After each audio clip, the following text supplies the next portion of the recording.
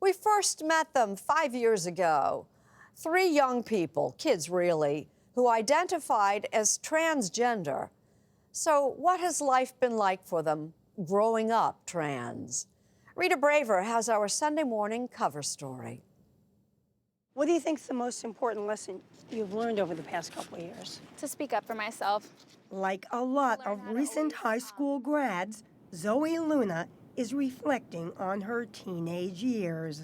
I think a lot of people don't realize that trans kids are just kids. We go through the same things, we go through the same heartbreaks, we go through the same struggles, the same teenage experience. And most of the time we're not able to go through them because people are so focused on being like, you're a trans kid, we have to treat you differently.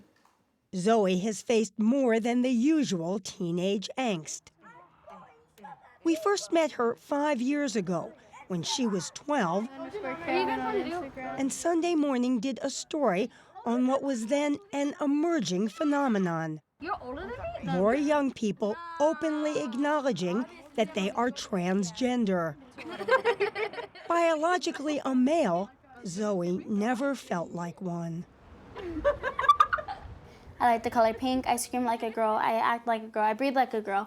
I'm not a boy. Like, I would just be very defensive about it. Along with Venice and Mati, Zoey was one of 3 transgender young people we profiled in that story. Since then, the subject of transgender kids has moved into the mainstream. But some things have still not changed. Zoey told us 5 years ago she was bullied in middle school. Like, it's just the whole school. Even, like, the kids that do seem like they're good kids, they even make fun of me. In fact, a 2017 survey found that the vast majority of transgender youth say they are bullied and feel unsafe in school. Eventually I'm gonna be... But Zoey says in high school, she learned not to care about being teased. For me, it started with realizing, I have nothing to be ashamed of. I'm transgender, other people are Latina, Black, white, we all have our different titles or our different ways of identifying. Still, life has been something of a roller coaster for Zoey. She happily celebrated her quinceañera, a traditional 15th birthday celebration for Latina girls, which was featured in an HBO special. I now present this Bible to you. Congratulations. And she has just been cast in a major film. Zoey is now engaged to her boyfriend of 2 years, who is also transgender.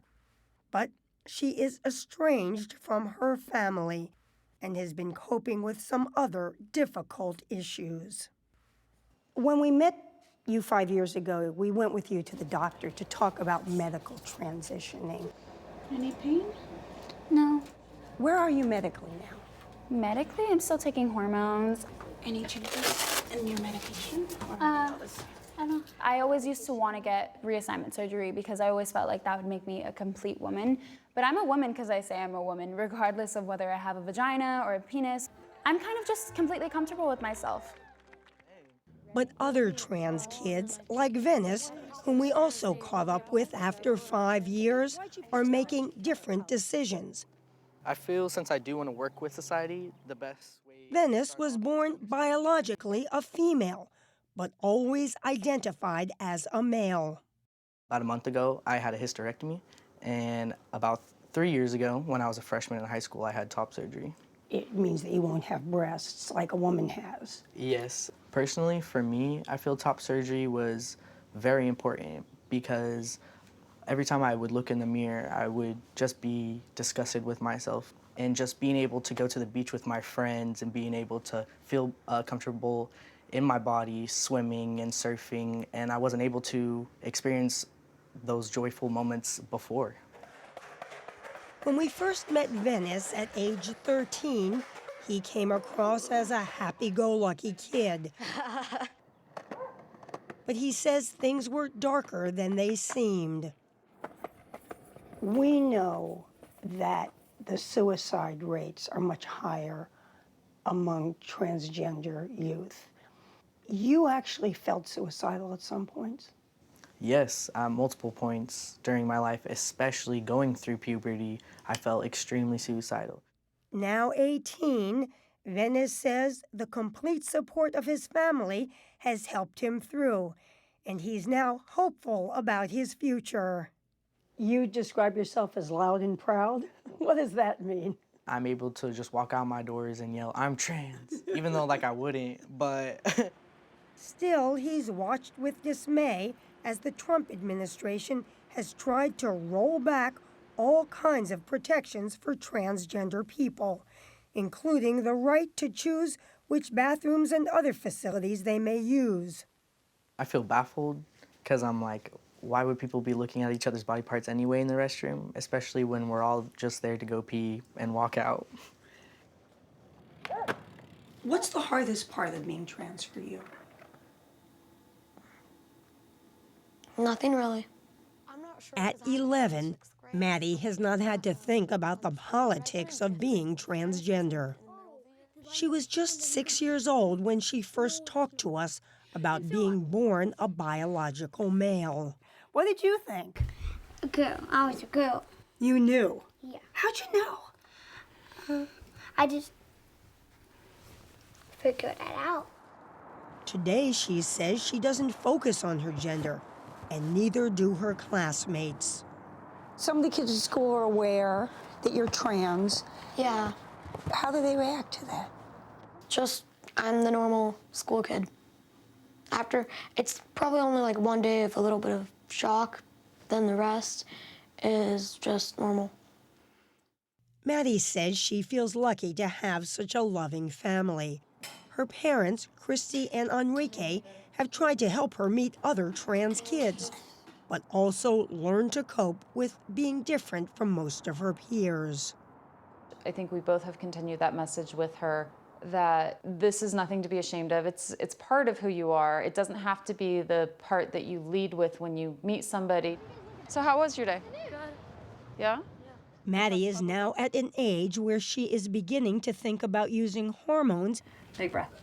to help her develop as a girl. We give you the right hormone so that your body goes through the right puberty. She says she's not looking forward to getting shots, but What's the upside of it for you? Changing what I don't want. And that's what you're determined to do. Yeah. Or they said, oh, I already know.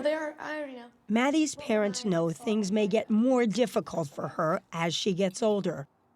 Lose that tooth. Lose that tooth. But they also say they see positive changes in public attitudes. I can remember in the beginning when I was explaining to people, oh, my daughter's trans, they had no idea what that meant. Now the conversation starts at a more advanced place with the majority of people because there's more information out there. What's your hope for Mati in the future? Continued happiness, peace, love. Pretty much the same thing any parent wants for their child. Yeah. Try. I feel like if folks were just to educate themselves more and they'd be able to understand like trans people are people. What are your hopes for your life in 5 years? I don't know. I just hope that wherever I am in 5 years, I'm content, I'm happy, and I have a place to call home.